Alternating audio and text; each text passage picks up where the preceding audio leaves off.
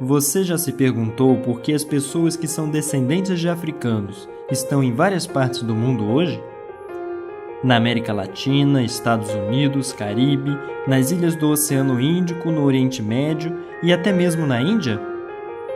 Há centenas de milhares de anos, os primeiros seres humanos deixaram a África, nosso continente de origem, para povoar o resto do mundo.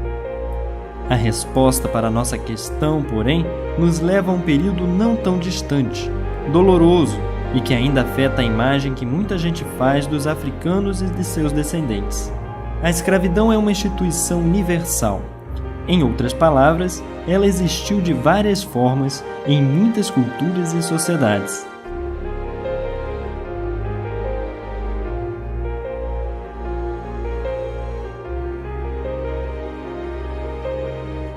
A palavra escravo vem de eslavo, povo do leste europeu que frequentemente era invadido e vendido como escravo durante a Idade Média.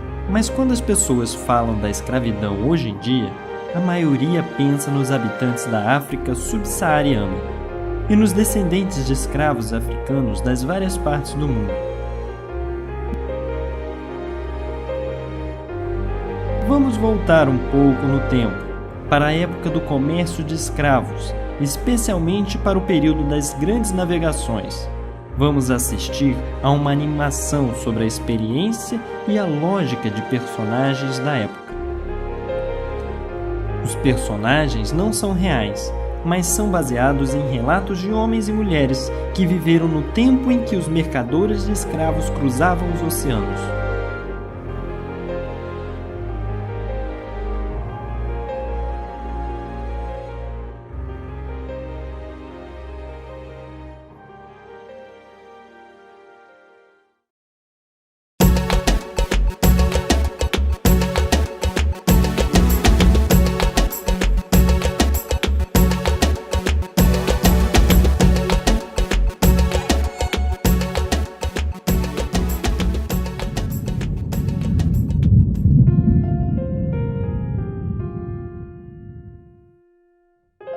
Sr. Brooks é um grande comerciante de escravos de Liverpool, na Inglaterra. Ele vai nos dizer por que se envolveu na compra e venda de seres humanos.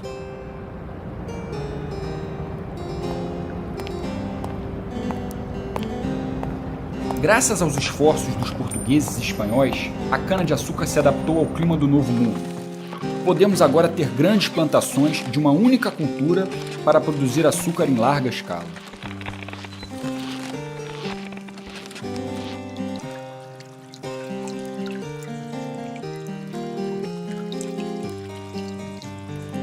As grandes famílias europeias eram apaixonadas por açúcar, mas o alto preço impedia as pessoas mais pobres de comprá-lo. Então tivemos que reduzir os custos de produção, tanto quanto possível. No Novo Mundo, tivemos a terra certa e o clima adequado para a produção em massa de cana-de-açúcar, mas essa cultura exigia uma grande força de trabalho. Quase todos os índios morreram por causa de doenças trazidas pelos primeiros colonos europeus e pela grande crueldade dos conquistadores.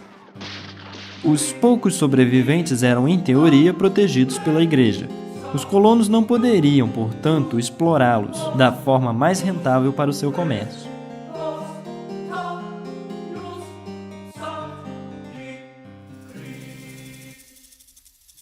Aquelas terras distantes que muito imaginavam estar cheias de canibais assustavam muitos europeus, e mesmo os mais infelizes moradores da Europa hesitavam em ir trabalhar como operários agrícolas nas Américas.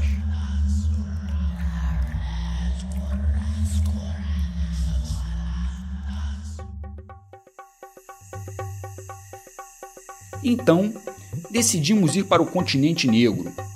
Nós já mantínhamos boas relações comerciais de longa data com vários reis africanos e alguns grandes comerciantes, com os quais trocamos principalmente marfim, ouro e especiarias.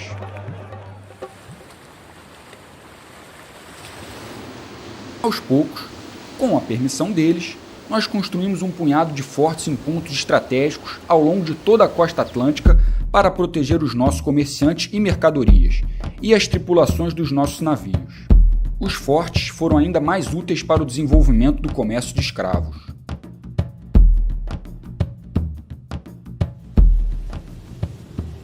A partir do século XVI, as grandes potências marítimas europeias da época, Portugal, Inglaterra, Espanha, Holanda, França e Dinamarca, começaram a fazer dinheiro neste comércio. Os navios deixavam os portos europeus carregados de armas de fogo, tecidos sofisticados, bebidas e produtos de luxo. Os bens eram trocados na costa africana por homens e mulheres feitos prisioneiros. Eles eram então vendidos no Novo Mundo e forçados violentamente à escravidão. Esses barcos seguiam depois pelo Caribe ao longo da costa atlântica da América do Norte, antes de voltarem para a Europa carregados com açúcar, café, algodão, cacau, metais preciosos e outros produtos. Outros barcos praticavam esse comércio ligando a África às Américas, especialmente o Brasil. Comerciantes, banqueiros, seguradoras e donos de navios tinham lucros fabulosos. O mesmo modelo econômico que foi usado desde o início do século VI até o início do século XX foi o centro do comércio de escravos no mundo árabe e muçulmano. Durante vários séculos, as forças vitais do continente africano foram roubadas para beneficiar outras sociedades que se enriqueciam e se desenvolviam sobre a expulsão violenta e o trabalho forçado de dezenas de milhões de filhos e filhas da África.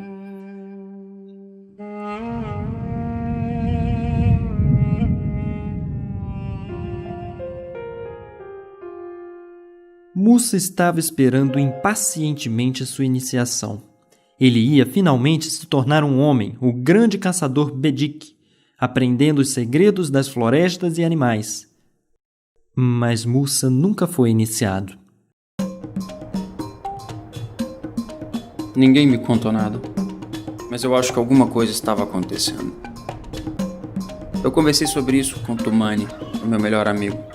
Estava praticamente certa a nossa iniciação. Seríamos grandes guerreiros destemidos. Todo mundo estava ocupado na aldeia. Os preparativos superavam os do festival da colheita passada. Apenas meu pai parecia preocupado. Ele foi avisado de que caçadores de homens foram vistos próximo ao nosso vilarejo. Ao amanhecer, foi acordado por um grande alvoroço, pânico, gritos, tiros por toda a parte. A nossa aldeia estava sob ataque. Nossos guerreiros e as suas lanças eram impotentes contra os homens que carregavam armas de fogo. Até Sitit, o mais forte guerreiro entre nós, foi capturado como um animal selvagem.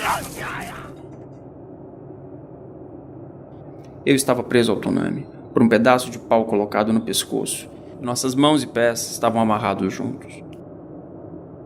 Um cavalo tinha pisado no pé do pobre coitado, e ele estava mancando. Nós estávamos exaustos, caminhando há várias luas. As mulheres e crianças pareciam exaustas. Nossa fila ficava maior a cada parada, quando novos cativos, recrutados à força por caçadores de homens, se juntavam a nós. Depois de andar por milhas e milhas, eu vi à distância os contornos de uma cidade enorme que parecia dominar todo o deserto. Deve ter sido Djedje. Meu pai me falava muito dela. Ele me disse, é uma cidade desonrosa, uma cidade onde seres humanos são vendidos.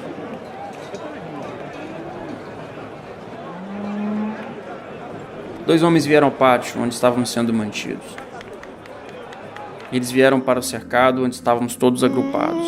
Eles me escolheram junto a outras 10 pessoas, mas não Tumani. Mussa será levado pelo deserto e vendido para um comerciante árabe. Ele será então castrado para valer mais como um guardião de mulheres. Mas Mussa não sobreviverá à operação. No mundo árabe e muçulmano, escravos eram comercializados nas rotas do deserto, rotas marítimas pelo Mar Vermelho, o Oceano Índico e o Mar Mediterrâneo. 3 rotas marítimas foram usadas pelos comerciantes de escravos europeus: a rota do Oceano Índico, do Mar Mediterrâneo e, em escala massiva, a rota do Oceano Atlântico.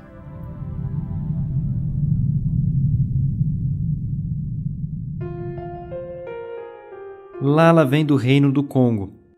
Ela foi capturada por caçadores de homens enquanto buscava lenha para cozinhar o jantar. Ela conta alguns momentos da viagem no navio negreiro como se fosse um diário de bordo. Embarque. Tiraram a gente das celas escuras e úmidas, onde a gente ficou amontoado durante várias semanas. Levaram a gente de canoa para um dos navios enormes ancorados perto da fortaleza. Eu nunca tinha visto nada assim. Mais homens brancos estavam esperando a gente lá. Um homem branco com uma cicatriz grande na cara pegou meu braço, me empurrou no navio. Tava todo mundo com medo. Eram muitas chicotadas, gritos, sangue. A gente foi jogado num porão escuro do navio.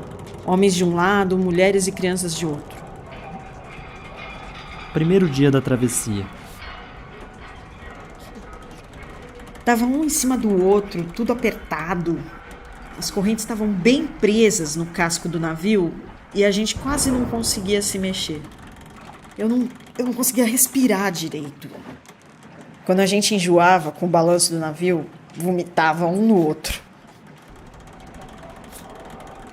Era um cheiro de vômito misturado com cocô, xixi, suor, tomando conta do porão inteiro. Segundo dia da travessia. Eu fui arrancada com força das minhas correntes, junto com outras meninas. Quando a gente estava no convés, 3 homens brancos pegaram os baldes, jogaram água do mar na nossa cara. Depois, esfregaram um pano sujo em mim e me jogaram dentro de uma cabine com um homem que parecia ser o líder. E entregaram as outras meninas para os marinheiros. Quarto dia da travessia. O navio parou. Ficou ancorado vários dias e a gente só partiu de novo quando uns outros escravos foram trazidos para o navio do mesmo jeito que a gente tinha sido. 10º dia da travessia. Pemba, a menina acorrentada do meu lado esquerdo, tinha parado de se mexer. A gente se entendia um pouco, apesar de falar línguas diferentes, elas eram bem parecidas. Eu chamei, mas ela não respondeu. O homem branco com a cicatriz soltou ela e arrastou o corpo para jogar no mar. As péssimas condições de transporte dos navios tornavam frequentes os surtos de doenças e faziam a travessia ainda mais angustiante para os cativos africanos. 17º dia da travessia. Às vezes eles levavam a gente para o convés e faziam a gente dançar sob chicotadas. Naquele dia, eles colocaram a gente numa fila com cuidado, obrigando a gente a assistir uma cena horrível. Um homem que tentou pular no mar levou muita chicotada na frente de todo mundo. Os gritos dele eram insuportáveis e fizeram a gente tomar coragem de novo. Começamos uma revolta. Eles tinham armas de fogo e espadas. A gente tinha as nossas mãos e as correntes que nos prendiam. Dos 400 africanos, uns 60 morreram, a maioria mulheres e crianças. A gente venceu, mas não sabia manejar aquele navio enorme. Não dava para voltar para casa. Ficamos perdidos no mar por mais de 15 dias, esperando a água e a comida acabar, torcendo em silêncio para a África aparecer no horizonte. Mas a África não apareceu, nem nenhum outro pedaço de terra. Morrer, mas morrer livre. Foi isso que a gente ganhou. A travessia forçada de Lala e de seus companheiros durou apenas 17 dias por causa da revolta bem-sucedida, mas navios negreiros podiam levar 1 mês e meio a 2 meses para atravessar da costa africana para o outro lado do Atlântico, dependendo do ponto de partida do ponto de chegada e das condições do tempo. Cerca de 20 a 30% dessas pessoas, vistas como mercadorias, morriam durante a viagem. As taxas de mortes eram muito próximas às do êxodo forçado pelo deserto do Saara. As caravanas de escravos cruzavam centenas de quilômetros sob um sol escaldante, com má alimentação e muito pouca água. O destino dessas vítimas foi, portanto, não mais invejável do que o das pessoas que tomaram as rotas do Atlântico ou do Oceano Índico. Monsieur Massé é um colono na ilha de Bourbon. Sua fazenda é altamente rentável na produção de cana-de-açúcar e café. Ele vai nos contar o seu método para garantir que seus 182 escravos trabalhem duro.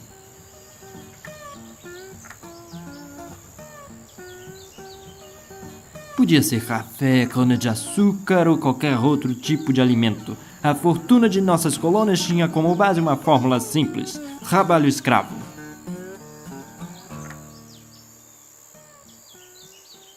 Na minha fazenda, lutei contra a preguiça natural dos escravos com métodos bastante vigorosos e eficazes.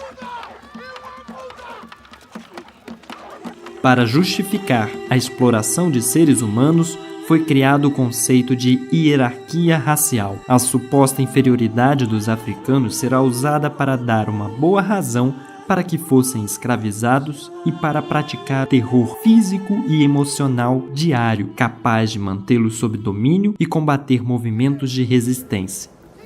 Sabíamos todas as artimanhas que os traficantes de escravos usavam para nos fazer pensar que os doentes estavam em boa saúde.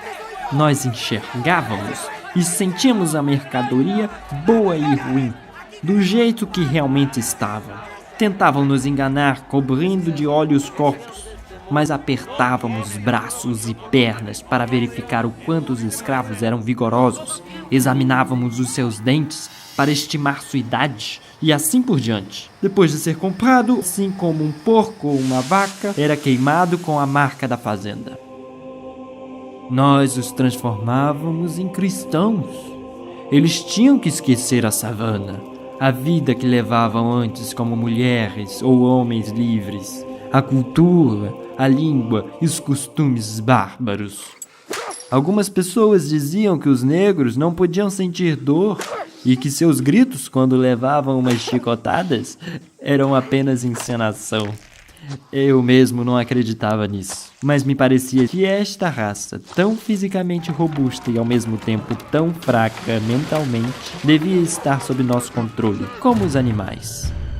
O Estatuto Jurídico dos Escravos, definido por textos como o Código Noir, o Código Negro, o Código de Escravos de Barbados, tratava os africanos capturados como bens móveis, posses sobre as quais o mestre tinha o controle completo. Os senhores podiam, inclusive, mandar matar os escravos como forma de punição. Esse texto era muito frouxo. Nas fazendas, os verdadeiros senhores tinham que ser muito mais firmes. Eu costumava insistir que, quando houvesse um castigo no campo, os outros escravos tinham que assistir. O chicote podia estalar nas costas só de um homem, mas todos os outros iam sentir o terror do seu senhor e as terríveis consequências da sua raiva. Castigos: 20 chicotadas, marcar com uma flor de lis, cortar o tendão, ser pendurado pelas costelas, açoite até a morte. Tudo isso fazia de mim, aos olhos deles, o mais monstruoso e temível dos homens. E quando eu mandei um para o calabouço, eu quase podia ver o alívio em seus olhos. Parecia querer me agradecer por condená-lo apenas a passar fome e sede durante dias na escuridão. Era por causa do terror que eu inspirava nos meus escravos que a minha fazenda era um modelo e meus lucros estavam entre os mais altos da ilha. Mas todo esse trabalho demorado foi perdido no levante de Saint-Lô, a noite em que minha fazenda foi destruída por meus escravos.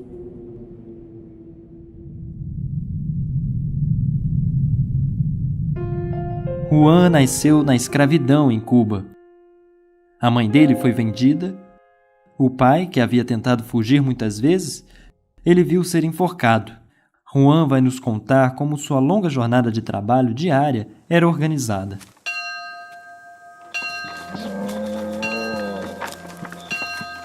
Todas as manhãs, menos domingo, o sino tocava às 6 horas. O caminho até a plantação de cana-de-açúcar era enorme. Meu dia começava caminhando junto com a maioria dos escravos da fazenda.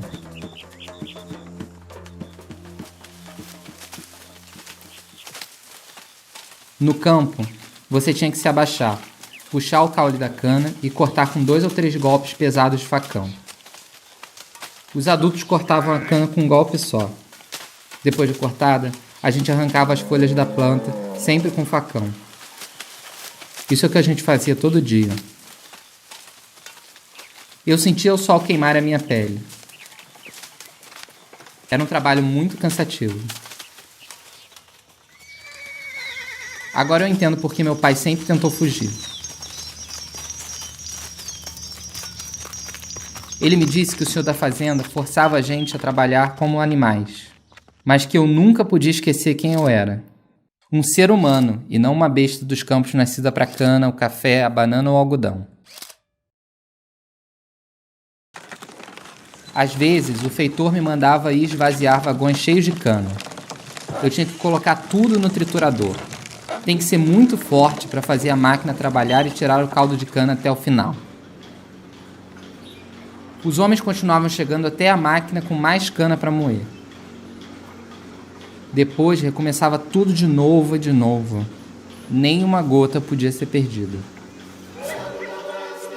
Antes do anoitecer, a gente deixava os campos e assumia outras tarefas, normalmente na casa grande. Às vezes, quando não era tempo de colheita, o meu dono me alugava para o Sr. Garcia. Eu tinha que ir trabalhar nas minas dele. Conheci outros escravos por lá. Eles não falavam uma palavra de espanhol, mas sabiam muito sobre o trabalho nas minas. Eu só voltava para minha cabana à noite.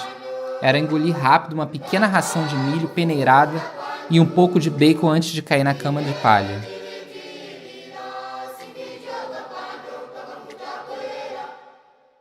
Juan trabalhava em plantações como a maioria dos escravos, mas alguns deles ficavam encarregados de tarefas domésticas na casa grande.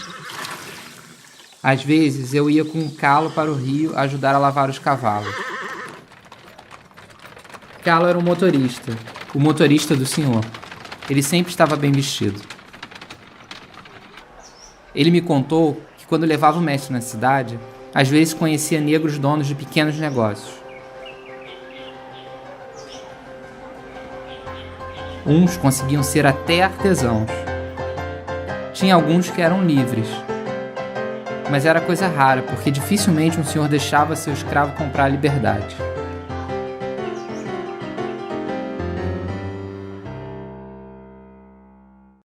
Numa noite de domingo, o mestre me viu olhando para um livro que Calo trouxe da cidade de presente para mim. O senhor normalmente era bom comigo, mas ficou furioso e pegou o livro da minha mão. Essas coisas não são para os escravos, gritou-me encarando nos olhos. Escravos eram muitas vezes vistos apenas como cortadores de cana. Mas, na verdade, os escravos ocupavam funções diferentes na sociedade escravocrata. Por exemplo, a construção de prédios, estradas, portos, navios ou funções no exército, entre outras. No caso do comércio de escravos no mundo árabe e muçulmano, os escravos às vezes ocupavam funções muito importantes, oficiais de alta patente do exército, assessores pessoais de soberanos. Alguns deles ocupavam até postos importantes de comando. Seja no comércio transatlântico de escravos ou no comércio de escravos no mundo árabe e muçulmano, os homens e mulheres reduzidos à escravidão trouxeram com eles valiosos conhecimentos e habilidades, como o domínio de várias técnicas na agricultura, construção, navegação fluvial, mineração e metalurgia. Dessa forma, eles ajudaram a exportar as habilidades e tecnologias africanas para os países que os exploraram.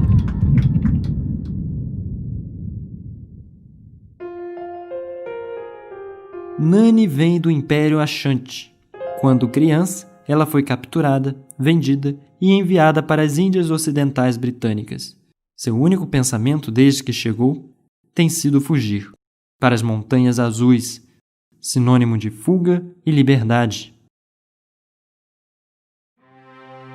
Decidimos fugir da fazenda faz alguns meses. Aproveitamos o momento em que o feitor começou a chicotear uma mulher grávida. Meu irmão voou para cima dele. Bastou um soco para derrubar o homem. Outros escravos decidiram se libertar e fugir conosco. Para confundir o capitão do mato, nosso grupo teve que se dividir. A gente sabia que os colonos brancos, os cães de caça e um pelotão de soldados de prontidão na ilha estavam atrás de nós.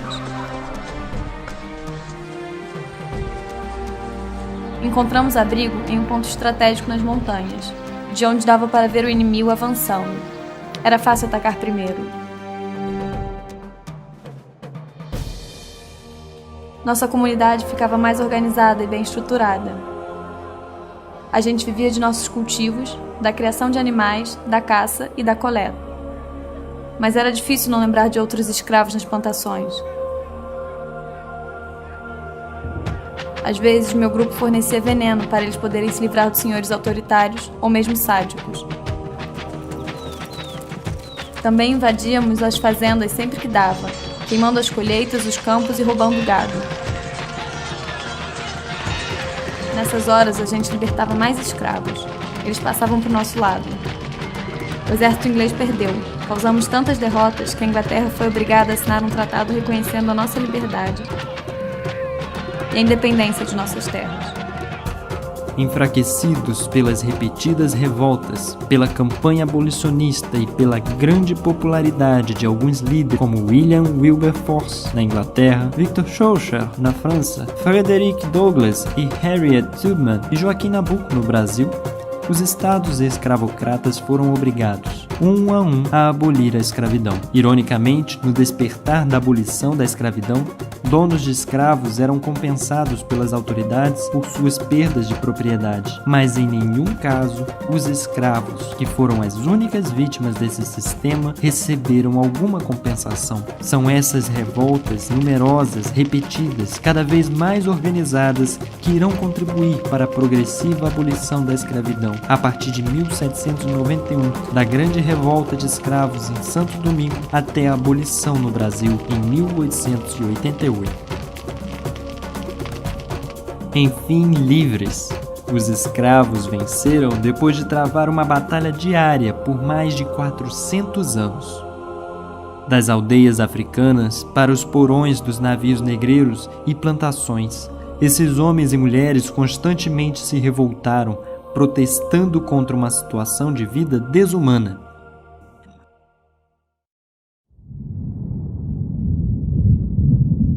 A história desses homens e mulheres é a história do nascimento de sociedades multiculturais construídas pela miscigenação dos descendentes dos índios, dos africanos, de europeus e asiáticos. É a história da música que nos movimenta e que ouvimos todos os dias: blues, salsa, samba, maiola, hip hop, reggaeton.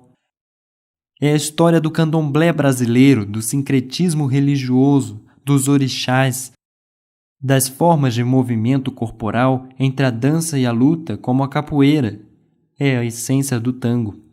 Esses homens, mulheres e seus descendentes conseguiram transcender a opressão sem precedentes para deixar para a humanidade como um todo uma herança de imenso valor no campo das artes, conhecimento e pensamento, na política, na espiritualidade e na ética.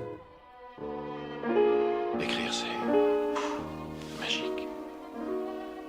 Tu n'as pas eu ce sentiment? Je me souviens quand Rosa Parks se rebella dans le bus à l'heure de la lutte des races, noir est le fruit de l'arbuste. Je me souviens de Martin Luther King et son rêve, dans lequel les hommes seraient égaux et prêts pour la trêve. Je me souviens de Marcus Garvey, le prophète man, de Malcolm X et de Nation of Islam. Je me souviens de Muhammad Ali et de sa frappe légendaire, un brave avec un fort caractère. Je me souviens quand Jordan s'éleva dans les airs, quand Usain Bolt fendit le vent et la poussière. Je me souviens du roi Pelé, de son jeu ensorcelé, de son talon à pousser lancer le ballon dans le filet. Je me souviens de Teddy, carrure impressionnante, un guerrier olympique qui peut te laisser dans la tourmente. Je me souviens aussi de Miles et de son jazz enflammé, de Jimmy et de sa guitare endiablée. Je me souviens de B.B. King et de ses airs swing, de Bob Marley cause I wanna jamming. Et Kampai et Imbra, tels les Dos Gardenias, sa mélancolie cubaine, tu couches même ton carré d'as. Sur un son de Michael, le roi de la pop, ou de James Brown dans son play dans le hip-hop. Je me souviens de Madame Morrison, récompensée pour sa plume, les belles lettres résonnent, la tête dans l'enclume. Je me souviens de Hughes et du Grand Dumas, de bons hommes au bon cœur qui avaient de bons karmas. Je me souviens du candomblé ou encore du vaudou, religion doublée d'un rite transcendantal assez fou. Là-bas je vois des gnawas qui survivent dans ce dawa et les révoltés qui dansent sur un air de capoeira. Je me souviens de Basquiat et de ses belles prouesses, le hip-hop remplace pour ses lettres de noblesse.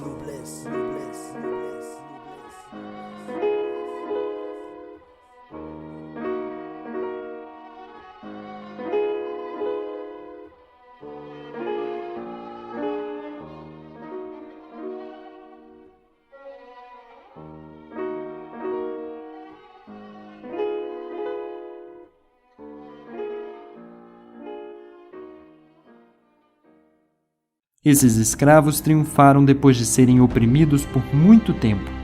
Eles responderam à violência e à vida desumana com resistência. Resistência física. Incontáveis revoltas como a do Haiti, primeira república a aplicar a universalidade dos direitos humanos. Resistência diária através de 1000 truques para minar o sistema escravocrata e, principalmente, resistência cultural através da dança e da música, da religião e da língua. Eles provaram que a falta de humanidade e a barbárie não eram características daqueles escravizados por meios da violência, mas dos opressores. O comércio de escravos e a escravidão são agora coisas do passado, mas eles deixaram em seu rastro o racismo, um veneno resistente que assola nossas sociedades até hoje. Desde 2001, o comércio de escravos e a escravidão são reconhecidos como crimes contra a humanidade no direito internacional. Mas isso significa que a escravidão não existe mais? Será que não tomou outras formas, menos evidentes, enquanto ainda transforma seres humanos em propriedade uns dos outros?